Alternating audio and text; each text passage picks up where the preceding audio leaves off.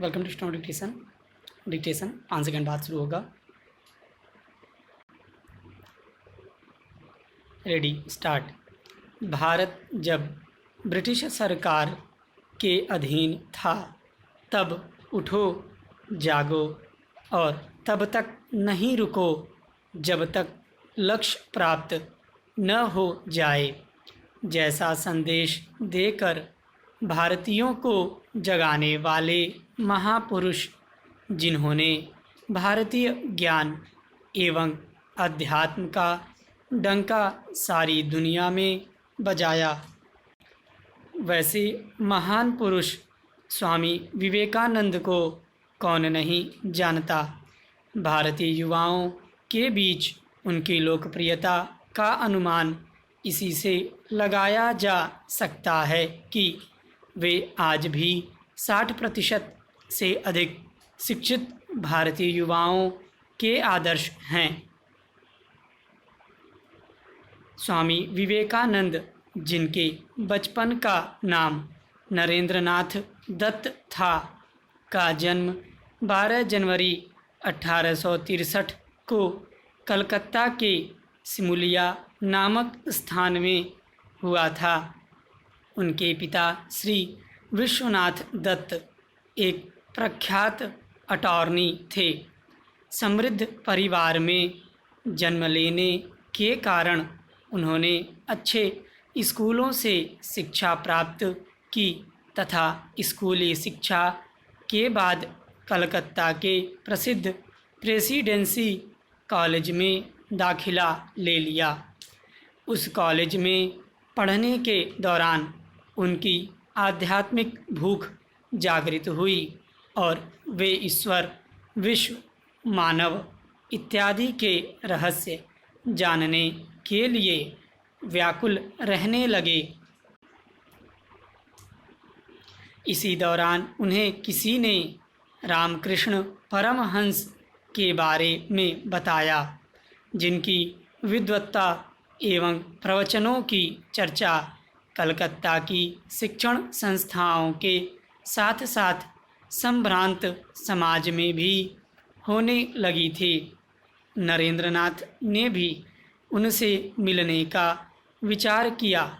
नरेंद्रनाथ ने परमहंस से अपनी पहली ही मुलाकात में प्रश्न किया, क्या आपने ईश्वर को देखा है? परमहंस ने इस प्रश्न का मुस्कुराते हुए जवाब दिया, हाँ, मैंने ईश्वर को बिल्कुल वैसे ही देखा है जैसे मैं तुम्हें देख रहा हूँ। परमहंस के इस उत्तर से नरेंद्रनाथ न केवल संतुष्ट हो गए बल्कि उसी समय उनको अपना गुरु भी मान लिया। इसी घटना के बाद उन्होंने संन्यास का निर्णय लिया। संन्यास ग्रहण करने के बाद जब वे एक परिव्राजक के रूप में भारत भ्रमण पर थे, तब खेतड़ी के महाराज ने उन्हें विवेकानंद नाम दिया। रामकृष्ण परमहंस से मिलने से पूर्व स्वामी विवेकानंद हर्बर्ट स्पेंसर के नास्तिकवाद से प्रभावित थे। समय के साथ साथ स्वामी विवेकानंद में नास्तिकवाद का विकास होता जा रहा था। 1893 ईस्वी में जब संयुक्त राज्य अमेरिका में विश्व धर्म सम्मेलन का आयोजन हुआ तो खेतड़ी के महाराज ने विवेकानंद जी को भारत के प्रतिनिधि के तौर पर उसमें भाग लेने के लिए भेजा। 11 सितंबर 1893 को इस सभा के स्वागत भाषण में स्वामी जी ने श्रोताओं को संबोधित करते हुए जैसे ही कहा, मेरे प्रिय बहनों एवं भाइयों, वैसे ही तालियों की गड़गड़ाहट से वहाँ का वातावरण गूंजने लगा। सारे लोग आश्चर्यचकित थे। पृथ्वी के ठीक दूसरे छोर से आया हुआ एक व्यक्ति पराये देश के लोगों को अपना भाई बहन मानकर संबोधित कर रहा है तथा अपने संबोधन में स्त्रियों को पहला स्थान दे रहा था। उसके बाद जब उन्होंने हिंदू धर्म एवं भारत के अध्यात्म की बात करनी शुरू की तो अमेरिका ही नहीं, दुनिया भर के विद्वजनों का बड़ा समूह चुपचाप उन्हें सुनता रहा। इसके बाद 27 सितंबर तक वह धार्मिक सम्मेलन चला। इन 17 दिनों में उनके व्याख्यान सुनने वालों की संख्या में निरंतर वृद्धि होती रही।